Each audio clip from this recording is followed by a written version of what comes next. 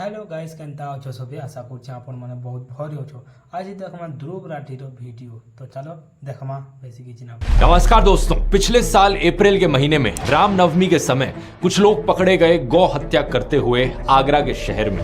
इसकी वजह से आगरा में उस वक्त कम्युनल हिंसा भी छिड़ गई थी। ये इकलौता ऐसा इंसिडेंट नहीं है, अगस्त 2022 में भी ऐसा ही कुछ हुआ था। उत्तर प्रदेश के कनौज डिस्ट्रिक्ट में एक शिव मंदिर के सामने किसी आदमी ने मीट फेंक दी और उसकी वजह से हिंसा छिड़ गई। ऐसा ही कुछ मई 2020 में भी हुआ था।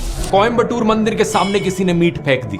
फरवरी 2024 उत्तर प्रदेश के मुरादाबाद में कुछ लोग गौ हत्या काउस की स्लॉटरिंग करते हुए पकड़े गए। ये सारी खबरें सुनकर एक चीज आपके दिमाग में जरूर आएगी, आखिर ये कौन लोग हैं जो हिंदुओं की भावनाओं को ठेस पहुंचा रहे हैं और हिंदुओं को भड़काने की कोशिश कर रहे हैं। इसका जवाब वो नहीं जो शायद आप सोच रहे हो। पहली खबर का न्यूज आर्टिकल देखिए। यूपी पुलिस के अनुसार गौ हत्या के पीछे असली जिम्मेदार थे हिंदू महासभा के कुछ कार्यकर्ता जो हिंसा भड़काना चाह रहे थे। दूसरी खबर, शिव मंदिर के सामने मीट फिकवाई चंचल त्रिपाठी नाम के एक आदमी ने। इसने एक मुस्लिम कसाई को इसके लिए 10,000 रुपए दिए थे। इसके पीछे कारण था कि वहां के SHO हरिश्याम सिंह के खिलाफ बदला लेना चाह रहा था। तीसरी खबर, कोयम्बटूर के मंदिर के सामने मीट फेंकने वाला आदमी था हरिराम प्रकाश, एक unemployed civil engineering graduate. Police के अनुसार ये मेंटली डिस्टर्ब्ड था। चौथी खबर, गौ हत्या के पीछे मुरादाबाद में यूपी पुलिस ने अरेस्ट किया 4 लोगों को, जिनमें से एक था बजरंग दल का लीडर। ये एक मुसलमान आदमी को एक झूठे केस में फंसाने की कोशिश कर रहे थे, इसलिए इन्होंने खुद गौ हत्या कर दी। हैरानी की बात यह कि ये काम करने के लिए इन्होंने खुद एक मुस्लिम आदमी की मदद ली। इन खबरों के पीछे की सच्चाई सुनकर अगर आप हैरान हो रहे हो तो आराम से बैठ जाओ। अगले आधे घंटे में जो मैं सुनाने वाला हूं, अपनी आंखें और कान खोलकर ध्यान से सुनना। हमारे देश में एक भयंकर माफिया चलाया जा रहा है व्हाट्सएप और मीडिया के जरिए, जिसका सिर्फ एक मकसद है, सभी हिंदुओं को ब्रेन वॉश करना और तानाशाह के हाथों कठपुतली बना देना। मैंने पिछले वीडियो में समझाया था दोस्तों कि कैसे किसी भी देश का कोई भी डिक्टेटर हो, वो हमेशा देश की मेजॉरिटी कम्युनिटी को अपना टारगेट बनाता है। भारत के केस में मेजॉरिटी कम्युनिटी है हम हिंदुओं की, और हमें ब्रेन वॉश करने के लिए जो व्हाट्सएप पर माफिया चल रहा है वो 4 डिपार्टमेंट्स पर काम करता है। पहला डिपार्टमेंट जो आपके अंदर गर्व और अहंकार भरता है। कहा जाता है कि आप हिंदू कितने महान हो, specially so called upper caste हिंदुओं को एक गर्व दिया जाता है। चाहे आपने कुछ पर्सनल लाइफ में अचीव किया हो या ना किया हो, आपको कहा जाता है कि आप महान हो क्योंकि आप इस जात इस धर्म में पैदा हुए हो। हिंदू धर्म में जिस व्यक्ति का जन्म होता है वो व्यक्ति बहुत ही भाग्यशाली होता है। दूसरा डिपार्टमेंट कहता है कि आप पर सदियों से अत्याचार हुआ है, ये देखो आप कितने बड़े विक्टिम हो। तीसरा डिपार्टमेंट, आप खतरे में हो, देखो हमें उन लोगों से खतरा है, वो कभी भी आकर हमें खत्म कर सकते हैं। और चौथा डिपार्टमेंट जो नरेंद्र मोदी को मसीहा बनाता है, आपको कहा जाता है कि अगर आपको कोई बचा सकता है तो सिर्फ वही एक इंसान है जो आपको आकर बचाएंगे, इसलिए सिर्फ उन्हें ही वोट दो। दुनिया का सबसे बेस्ट प्राइम मिनिस्टर है। बाप जो पैदा किया उससे बड़ा मोदी है, उतना वो भगवान है। भगवान भारत के लिए भगवान का वरदान बन के आए हैं। इस वीडियो में तीसरे और चौथे डिपार्टमेंट को गहराई से समझते हैं, ये जानने के लिए कि लोगों को क्या क्या दिखाया जाता है उन्हें ब्रेन वॉश करने के लिए।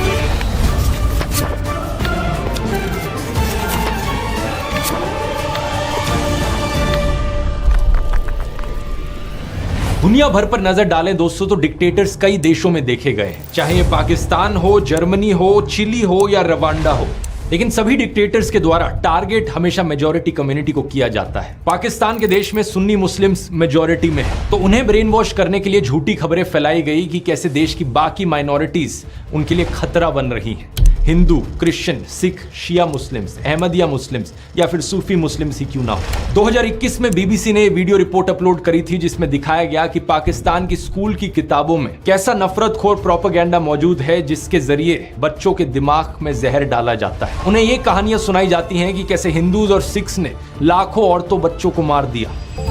मेरे पास मुताला पाकिस्तान बुक है और ये 11वीं और 12वीं जमात के लिए है। पेज नंबर 33 पे ये लिखा हुआ है, इंसानियत दुश्मन हिंदुओं और सिखों ने हजारों बल्कि लाखों औरतों, बच्चों, बूढ़ों और जवानों की इंतहाई बेदर्दगी और संगदिली से कत्ल किया और बेआबरू किया।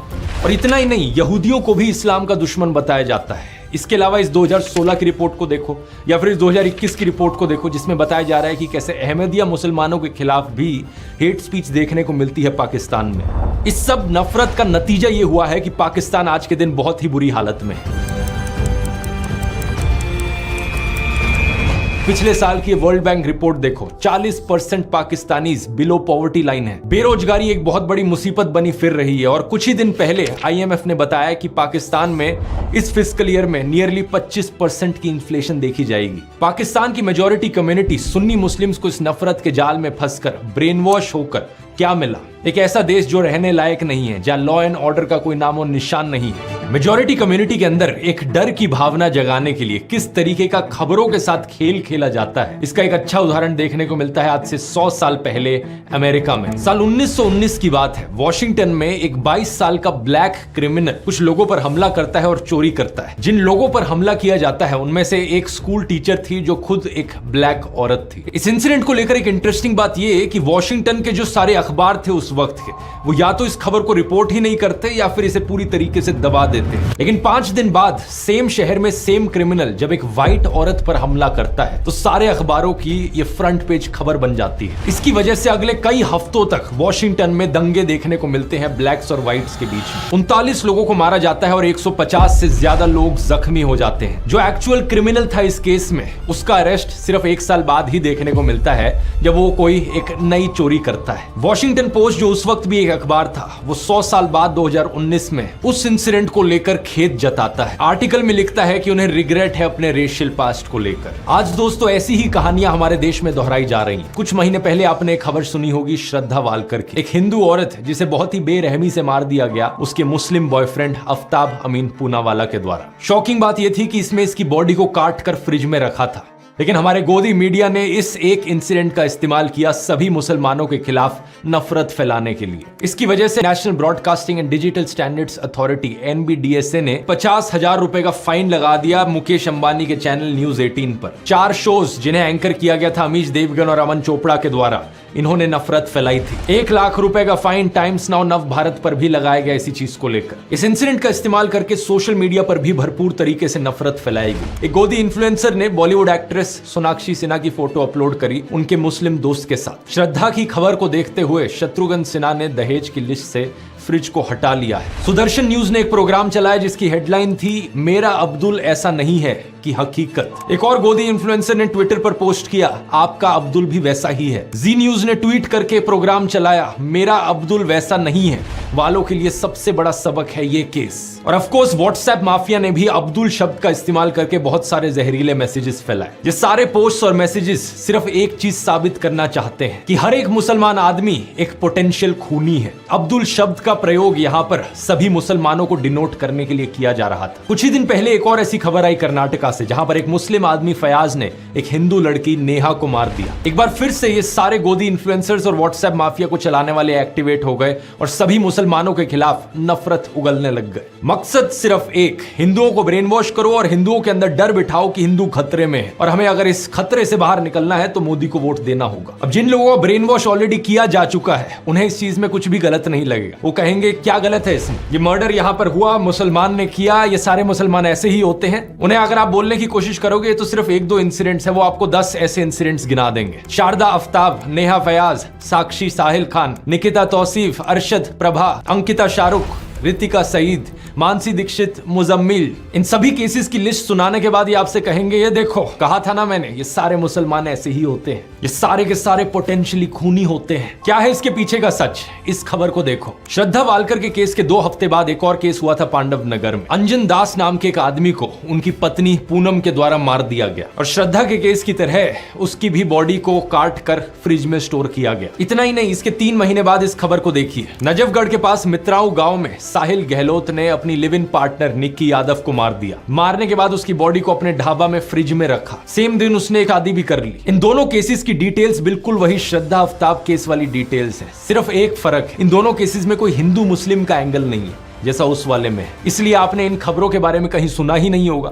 और ना ही मीडिया वालों ने इस खबर को चलाया होगा। इस रिपोर्ट को देखिए। बिहार के वैशाली डिस्ट्रिक्ट में अमन कुमार सिंह ने एक 17 साल की लड़की सोनम परवीन को मार डाला। हिंदू लड़का मुस्लिम लड़की, इसलिए गोदी मीडिया इसकी बात करेगा ही नहीं। न्यूज 18 हिंदी की वेबसाइट पर एक खबर जरूर छपी, लेकिन इन्होंने लड़के का नाम नहीं लिखा। बस ये लिखा कि हत्या के पीछे प्रेम प्रसंग की आशंका जताई जा रही है। यूपी के शामली डिस्ट्रिक्ट से इस खबर को देखिए। नाइमा उर्फ ईशा अपने घर से भाग गई और एक लव मैरिज करी अंशु के साथ। अंशु एक शार्प एज हथियार से ईशा पर हमला करता है और इसे मारने के बाद उसकी बॉडी कुएं में फेंक देता है। वहां के एसपी ने इंटरोगेशन के बाद बताया कि हस्बैंड अंशु ने अपना गुनाह कबूल किया। रसूलपुर गांव की इस न्यूज रिपोर्ट को देखिए।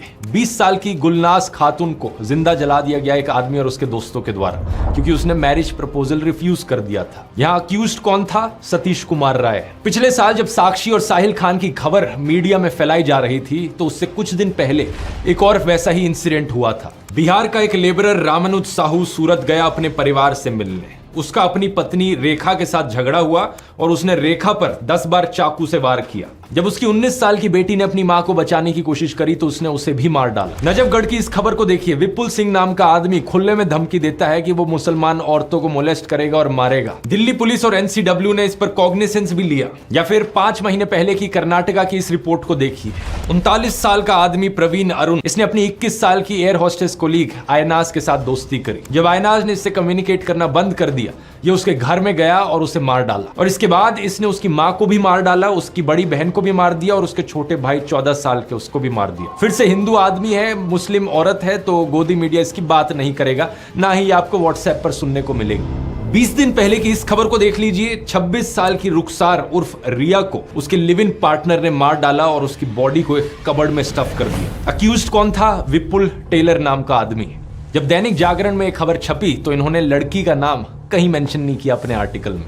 अब इस खबर को देखिए। बेंगलोर में रहने वाला प्रदीप एक रुखसाना नाम की औरत से संबंध बनाता है। दोनों का साथ में बच्चा होता है। रुखसाना उससे शादी करना चाहती है, लेकिन वो ये नहीं चाहता था, तो उसने रुखसाना का खून कर दिया। ये भी कुछ ही दिन पहले की खबर है कर्नाटका से। मेरा एक ही सवाल है नफरत फैलाने वाले नमूनों से। आपको मैंने इतने सारे केसेस गिना दिए यहाँ पर पिछले 1-2 सालों के, जहां पर हत्या करने वाला एक हिंदू था। तो क्या यहाँ पर यह कहा जा सकता है कि हर हिंदू आदमी यहाँ पर एक पोटेंशियल खूनी है? ऑब्वियसली नहीं कहा जा सकता। देश में 55 से 60 करोड़ हिंदू आदमी रहते हैं। इन 20-30 केसेस को लेकर जनरलाइज नहीं किया जा सकता कि सारे हिंदू लड़के ऐसे होते हैं, और ठीक इसी तरीके से मुसलमानों को भी जनरलाइज नहीं किया जा सकता। देश में रहने वाले करोड़ों मुस्लिम आदमी हैं, सारे के सारे पोटेंशियल किलर नहीं होते। ये एज्यूम करना एक बहुत ही बेवकूफी वाली चीज है और ये आपका नफरत खोर माइंडसेट दिखाती है।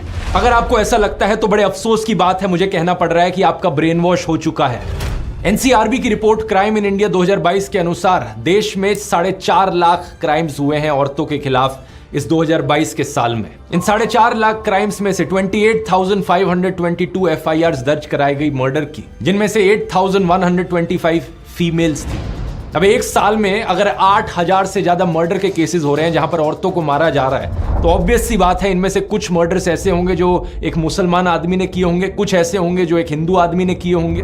हर तरह के परम्यूटेशन कॉम्बिनेशन यहां पर आपको मिल जाएंगे। हिंदू आदमी हिंदू औरत, मुस्लिम आदमी मुस्लिम औरत, हिंदू आदमी मुस्लिम औरत, या मुस्लिम आदमी हिंदू औरत। और सिर्फ हिंदू मुस्लिम ही नहीं, सभी धर्मों के आपको कॉम्बिनेशन मिल जाएंगे, क्योंकि 8,000 यहां पर बहुत बड़ा नंबर होता है। प्रॉब्लम यह है कि जिन लोगों का ब्रेन वॉश हो चुका है उनकी आवाज सिर्फ तब निकलती है जब उन्हें दिखता है कि हत्या करने वाला एक मुस्लिम आदमी था और जिसकी हत्या हुई वो एक हिंदू औरत थी। लेकिन इन सब लोगों के मुंह पर चुप्पी लग जाती है जब दिखता है कि यहाँ एक हिंदू औरत को हिंदू आदमी के द्वारा मारा गया, या फिर एक मुस्लिम औरत को हिंदू आदमी के द्वारा मारा गया। किसी भी नॉर्मल इंसान में अगर इंसानियत है तो वो इन सभी केसेस के खिलाफ आवाज उठाएगा जहां जहां औरतों का अत्याचार हो रहा है। कोई भी सेंसिबल आदमी यहां पर कहेगा सरकार को कि यहां सारे क्राइम्स को क्यों नहीं रोका जाता जो सारी औरतों के खिलाफ हो रहे हैं। असलियत में सॉल्यूशन ढूंढने की जरूरत है इस चीज को लेकर। ऐसा तो होगा नहीं कि पुलिस एक एरिया को सेफ बनाएगी सिर्फ हिंदू औरतों के लिए और मुस्लिम औरतों के लिए वो एरिया अनसेफ रहेगा। अगर किसी एरिया को सेफ बनाना है तो सभी औरतों के लिए वो सेफ बनेगा ना। सेलेक्टिव आउटरीच इन लोगों का सबसे बड़ा हथियार है। अगर आज मैं जस्टिस की डिमांड करता हूं तो मैं नेहा के लिए भी करता हूं और रुखसाना के लिए भी करता हूं। मैं उन सभी हिंदू और मुस्लिम औरतों के लिए जस्टिस की डिमांड करता हूं जिनके खिलाफ अत्याचार हुआ है। पुलिस को यहां पर स्पीडी इन्वेस्टिगेशन करने की जरूरत है। देश भर में अगर पुलिस वालों की कमी है तो स्टेट गवर्नमेंट्स को यहां पर और पुलिस को रिक्रूट करने की जरूरत है। कोर्ट्स अगर धीरे काम करते हैं तो उन्हें फास्ट ट्रैक ट्रायल करने की जरूरत है। तारीख पे तारीख देना उन्हें बंद करना होगा और खून करने वाला चाहे हिंदू हो या मुसलमान हो, उन सबको स्ट्रिक्टेस्ट पनिशमेंट दी जानी चाहिए। अब मैं इन बीजेपी वालों को चैलेंज करता हूं कि ये सेम चीज बोलकर दिखाएं। इनका एक भी नेता, एक भी कार्यकर्ता ये सेम चीज बोल नहीं पाएगा, हिम्मत ही नहीं होगी, क्योंकि अगर इन्होंने ये चीज बोल दी तो इनका पूरा का पूरा सिस्टम खत्म हो जाएगा। हिंदुओं को ब्रेन वॉश करने का इनका यही तरीका है और इसके बिना इनका धंधा ही नहीं चलेगा। अरे किसी और धर्म की औरत को लेकर जस्टिस की डिमांड करे वो तो बहुत दूर की बात है, ये हिंदू औरतों के लिए भी जस्टिस की डिमांड नहीं करेंगे अगर इन्हें दिखा कि बीजेपी इन्वॉल्व है कहीं पर। अगर किसी हिंदू औरत को किसी हिंदू आदमी के द्वारा मारा गया किसी बीजेपी रूल्ड स्टेट में, या किसी कल्प्रिट का कोई बीजेपी कनेक्शन निकल जाए, तो इनके मुंह बिल्कुल बंद हो जाते हैं। दिसंबर 2019 में देख लो क्या हुआ था जब farmer BJP MLA Kuldeep Singh को कॉन्विक्ट किया गया किडनैपिंग और मोलेस्टिंग के केस में। इस केस में बहुत से विटनेसेस की मौत हो गई थी और इनके कार्यकर्ताओं ने क्या किया, इनके सपोर्ट में रैली निकाली थी। विधायक जी सरासर निर्दोष हैं, उनको फंसाया जा रहा है। कुछ महीने पहले एक IIT BHU का केस हुआ जहां पर 3 अक्यूज थे, कुणाल पांडे, सक्षम पटेल और अभिषेक चौहान। ये बीजेपी IT सेल की वाराणसी यूनिट का हिस्सा थे। इन्होंने अपनी फोटोज पोस्ट करी थी JP नड्डा के साथ, अनुराग ठाकुर के साथ, UP CM आदित्यनाथ के साथ। क्या लगता है आपको यहां पर किसी हिंदू औरत की इन्हें चिंता थी? बिल्कुल नहीं थी, क्योंकि इस केस में इनके खुद के लोगों पर आरोप लगा था बलात्कारी का। उत्तराखंड का ये केस देख लो, 19 साल की अंकिता भंडारी का। ये एक रिजॉर्ट में काम करती थी और इस रिजॉर्ट के owner farmer BJP politician Vinod Arya के बेटे पुलकित आर्या थे। इस पर इल्जाम लगा कि इसने अंकिता को मोलेस्ट किया और उसकी हत्या कर दी। लड़की के पापा को एक से दूसरे पुलिस स्टेशन तक भागना पड़ा FIR रजिस्टर करवाने के लिए। कुछ एक्शन सिर्फ तब लिया गया जब लोकल न्यूज पोर्टल जागो उत्तराखंड में इस मर्डर को हाईलाइट किया था। लेकिन बाद में पता है क्या हुआ, इस न्यूज पोर्टल के जर्नलिस्ट आशुतोष नेगी को ही पुलिस अरेस्ट कर लेती है, ये कहकर कि इसके इंटेंशंस पर हमें शक होता है। अंकिता भी हिंदू थी, लेकिन क्या व्हाट्सएप पर आपने इस मैसेज को पढ़ा? कभी नहीं पढ़ा होगा, क्योंकि इनका माफिया चल रहा है। श्रद्धा वालकर के केस में तो मुस्लिम ऑर्गेनाइजेशन जमात-ए-इस्लामी हिंद ने उसे कंडेम भी किया और किलर को लेकर हार्शेस्ट पनिशमेंट भी मांगी। नेहा फयाज के केस में अंजुमन-ए-इस्लाम कम्युनिटी के मेंबर्स ने कर्नाटका चीफ मिनिस्टर को लेटर भी लिखा, ये कहते हुए कि हम अक्यूज्ड फयाज के खिलाफ सीवियर पनिशमेंट की मांग करते हैं। लेकिन जो व्हाट्सएप फॉरवर्ड्स आपके फोन में हर दिन हर शाम को आ रहे हैं, वो व्हाट्सएप फॉरवर्ड्स आपको ये चीजें नहीं बताएंगे, क्योंकि उनका मकसद सिर्फ आपको ब्रेन वॉश करना है। वो सिर्फ आपके दिल के अंदर डर की भावना जगाना चाहते हैं कि आपको डर लगे मुसलमानों से और फिर इस डर के मारे आकर आप मोदी को वोट दो। मुझे बड़ा बुरा लगता है कहते हुए कि हमारे देश के प्रधानमंत्री के पास भी अब और कुछ बचा नहीं है। अब उन्होंने भी अपने भाषणों में ऐसे झूठ फैलाने शुरू कर दिए हैं कि हिंदुओं के अंदर डर बैठे और डर के मारे वो उन्हें वोट करें। ये संपत्ति इकट्ठी करके किसको बांटेंगे? जिनके ज्यादा बच्चे हैं उनको बांटेंगे, घुसपैठियों को बांटेंगे। पहली बात, कांग्रेस के पूरे मैनिफेस्टो में हिंदू और मुस्लिम शब्द का कहीं कोई जिक्र नहीं किया गया है और ना ही वेल्थ रीडिस्ट्रीब्यूशन शब्द आपको ये पूरे मैनिफेस्टो में कहीं मिलेगा। मेरी बात पर यकीन नहीं होता, आप इनका मैनिफेस्टो खुद जाकर देख सकते हो। कांग्रेस की वेबसाइट पर लिंक मैंने डिस्क्रिप्शन में भी डाल दिया है। Ctrl F करके वेल्थ रीडिस्ट्रीब्यूशन सर्च करने की कोशिश करना, कुछ नहीं मिलने वाला। उल्टा कांग्रेस के मैनिफेस्टो में बात करी गई है एजुकेशन की, हेल्थ केयर की, रोजगार की। इन्होंने कहा है कि ये 22 करोड़ लोगों को गरीबी से बाहर निकालेंगे, करोड़ों नौकरियां देंगे। राहुल गांधी ने अपनी स्पीच में भी ऐसा ही कहा था कि जितने रुपए नरेंद्र मोदी ने अडानी को दिए, उतने रुपए ये गरीबों को देंगे, मजदूरों को, किसानों को और युवाओं को देंगे। जितना पैसा उन्होंने अरबपतियों को दिया, उतना पैसा हम गरीबों को, पिछड़ों को, दलितों को, आदिवासियों को उठा के दे देंगे। दूसरी बात, प्रधानमंत्री ने बड़ी बेशर्मी से मुस्लिम्स पर वही स्टीरियोटाइप थोप दिया जो इनके व्हाट्सएप माफिया में फैलाया जाता है कि ये मुसलमान तो हमेशा ज्यादा बच्चे पैदा करते हैं। जब प्रधानमंत्री ये खुद 5 भाई बहन नहीं है क्या? यूपी चीफ मिनिस्टर आदित्यनाथ को देख लो, उनके खुद 3 भाई और 3 बहन है। ये जो परसेप्शन बनाया जाता है कि मुसलमान ज्यादा बच्चे पैदा करते हैं, ये बिल्कुल बकवास परसेप्शन है, क्योंकि सरकारी रिपोर्ट्स को आप देखोगे तो ज्यादा बच्चे पैदा करना इसका फीमेल लिटरेसी से रिलेशन है। लक्षद्वीप में 96% लोग मुस्लिम है, लेकिन वहां की फीमेल लिटरेसी हाई है, इसलिए वहां का फर्टिलिटी रेट बहुत कम है। ऑन एवरेज लक्षद्वीप में एक औरत सिर्फ 1.4 बच्चे पैदा करती है, लेकिन देश भर में यह एवरेज 2 पर है। अब बिहार जैसी स्टेट को देख लो जहां पर फीमेल लिटरेसी सबसे कम है, इसलिए बिहार बर्थ रेट में सबसे ऊपर है। कुछ जगहों पर ये जो लोकलाइज ट्रेंड देखने को मिलता है जहां मुस्लिम्स का फर्टिलिटी रेट थोड़ा सा ज्यादा है बाकी रिलीजन से, इसके पीछे कारण भी लिटरेसी रेट है, क्योंकि हिस्टोरिकली मुस्लिम्स का लिटरेसी रेट हमेशा थोड़ा सा पीछे था, लेकिन अब मुस्लिम्स का बर्थ रेट सबसे तेजी से कम हो रहा है। लेकिन प्रधानमंत्री मोदी को इन फैक्ट से क्या फर्क पड़ता है? उनका तो एक ही फंडा है, झूठ बोलो, झूठ बोलो, झूठ बोलो। हमें सभी हिंदुओं को जागरूक करने की जरूरत है दोस्तों। जब ये डर का माहौल बनाने के लिए इनके पास असली खबरें खत्म हो जाती हैं, तो ये झूठी खबरें फैलाना शुरू कर देते हैं। श्रद्धा वालकर के केस में रशीद खान नाम के एक आदमी का केस निकल कर आया था। एक ऑन ग्राउंड न्यूज रिपोर्टर ने रशीद खान नाम के एक आदमी से बात करी जो श्रद्धा वालकर के मर्डर को जस्टिफाई कर रहा था। उसके खिलाफ एक FIR दर्ज करी गई और जब पुलिस ने उसे अरेस्ट किया तो पता है क्या पता चला? उस लड़के का नाम एक्चुअली में विकास कुमार था। रशीद खान बनने का नाटक कर रहा था वो। एक और ऐसा ही केस सामने आया जब एक फेसबुक पोस्ट वायरल होने लगी राजिया बानो नाम के यूजर नेम के साथ। इस पोस्ट में जस्टिफाई किया जा रहा था कि हिंदू औरतों के खिलाफ कुछ हो तो वो ठीक है, रिवेंज है। कुछ हिंदू अकाउंट्स ने बड़ी आउटरीच करी इसको लेकर कि ये मुसलमान हम लोगों से इतना नफरत क्यों करते हैं। और जब इस चीज का फैक्ट चेक किया गया तो पता लगा कि यूजर नेम गलत था, राजिया की जगह राजिया लिख रखा था। और प्रोफाइल पिक के बारे में सर्च किया तो पता चला कि ये राजिया के यूजर नेम के पीछे एक पवन शर्मा नाम का आदमी था। इस बंदे की एक और पोस्ट मिली तो किसी ने कमेंट कर रखा था, शर्मा जी नाम क्यों बदल लिया।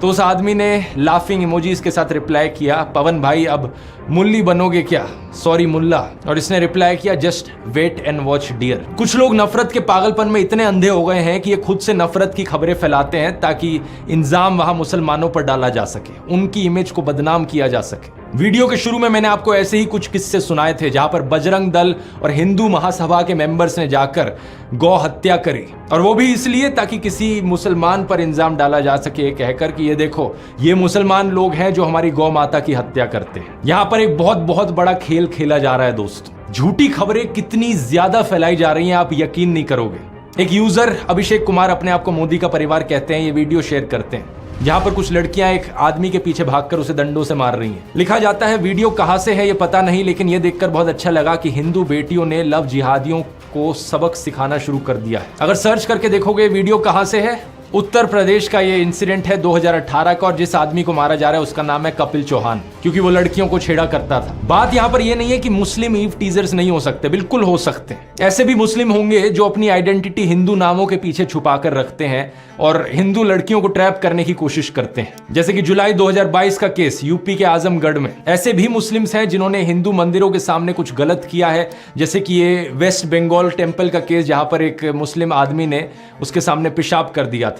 लेकिन बात मैं यहां पर यह कहना चाह रहा हूं कि लॉ एंड ऑर्डर हमेशा काम करना चाहिए, हर इंसान को पनिशमेंट मिलनी चाहिए, लेकिन आपको जो दिखाया जा रहा है वो सिर्फ एक साइड की खबरें दिखाई जा रही हैं। और ये जो नफरत फैलाई जा रही है ये सिर्फ मुसलमानों के खिलाफ नहीं है, बल्कि बीजेपी के खिलाफ जो भी आवाज उठाता है उसके खिलाफ सिमिलर तरीके से कैंपेन चलाई जाती है। एग्जाम्पल लेकर देख लो कांग्रेस का। ये खबर सुनी आपने कि कांग्रेस लीडर रशीद अलवी ने राम भक्तों को राक्षस कहकर बुलाया। सिर्फ व्हाट्सएप पर ही नहीं बल्कि इस खबर को तो कई गोदी मीडिया वालों ने भी चलाया था। After Salman Khurshid, another Congress leader Sparks Rao, Congress neta Alvi compares those chanting Ram Bhakts to demon. Rashid Alvi साहब ने बोला कि ये जो जय श्री राम बोलते हैं ये सब राक्षस है, लेकिन ये सरासर झूठी खबर थी। सच बात यह है कि रशीद अलवी एक्चुअली में बात कर रहे थे रामायण की, जब मेघनाथ से लड़ते हुए लक्ष्मण अनकॉन्शियस हो जाते हैं और हनुमान उनके लिए जड़ी बूटी लेकर आते हैं। रावण कुछ राक्षसों को भेजता है जो अपने आप को एक साधु की तरह डिस्गाइज कर लेते हैं, कुछ ऐसे राक्षस जो खुद जय श्री राम का नारा लगाते हैं।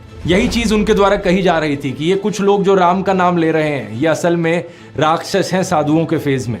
वो अप्सरा बन जाती है और वो हनुमान जी से कहती है, हनुमान क्यों वक्त खराब कर रहे हो, तुम्हें तो सूरज निकलने से पहले जाना है संजीवनी बूटी लेकर। और ये जो सामने बैठा है जय श्री राम कह रहा है, मुनि नहीं ये निश्चर घोरा, ये मुनि नहीं है ये तो घोर राक्षस है। मैं आपसे बस इतनी बात कह के अब आपसे विदा लूंगा कि आज भी बहुत लोग जय श्री राम का नारा लगाते हैं, वो सब मुनि नहीं वो निश्चर है।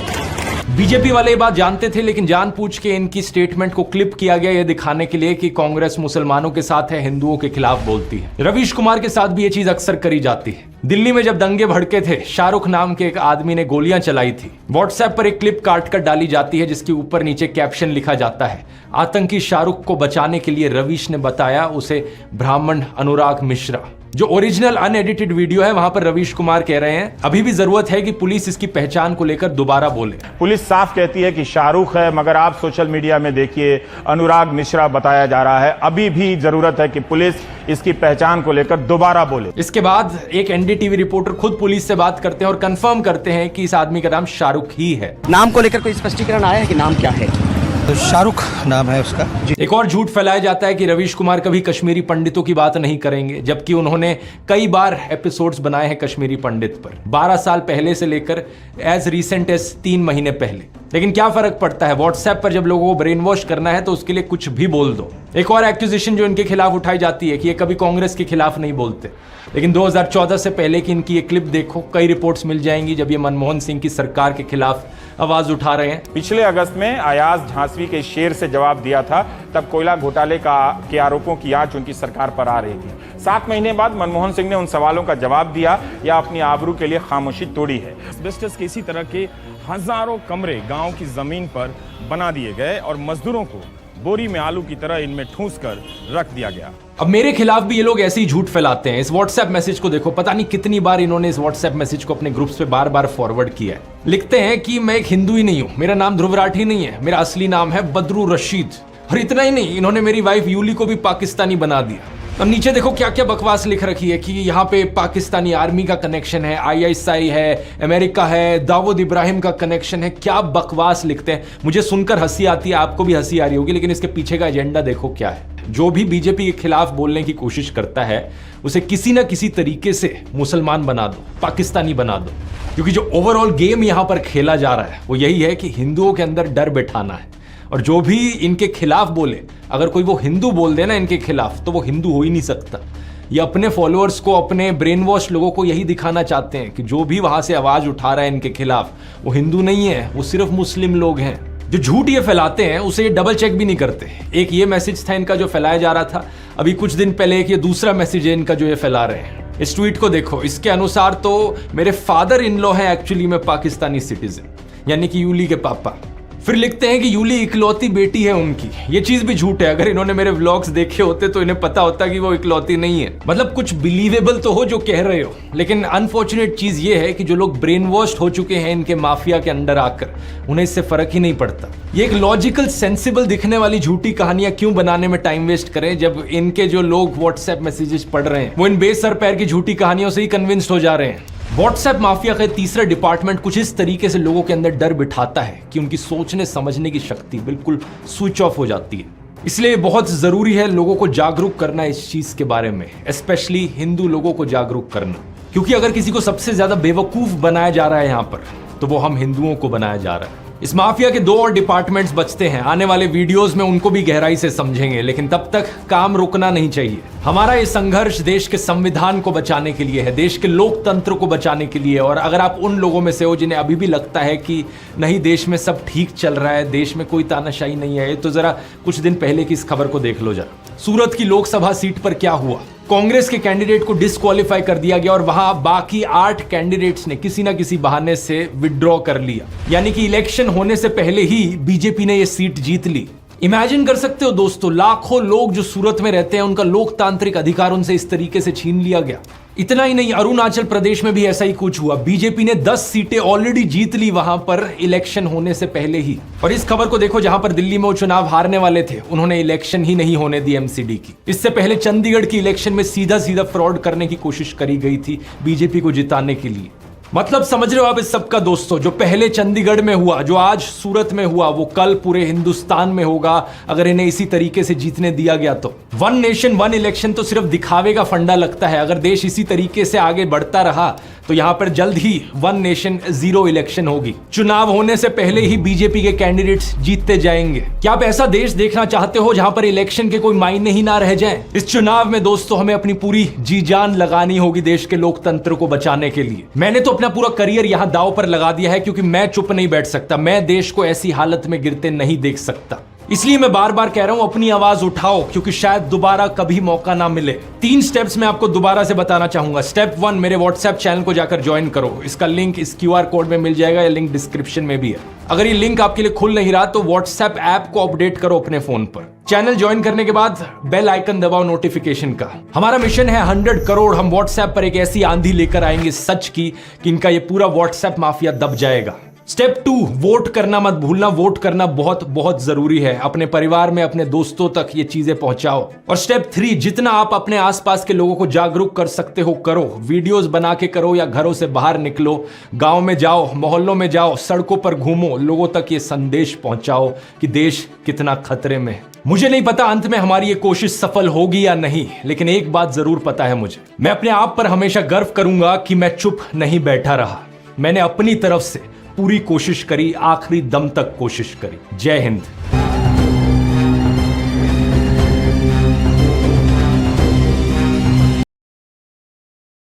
गाइस वीडियो केंदा लगला हिंदू मुसलमान ब्नेस एगेंस्ट दी तो गाइस वीडियो भल लगला बेले लाइक कमेंट शेयर सब्सक्राइब करो ध्रुव राठीर वीडियो थिला इटा ओरिजिनल लिंक देखबो बेले वीडियो रो डिस्क्रिप्शन रे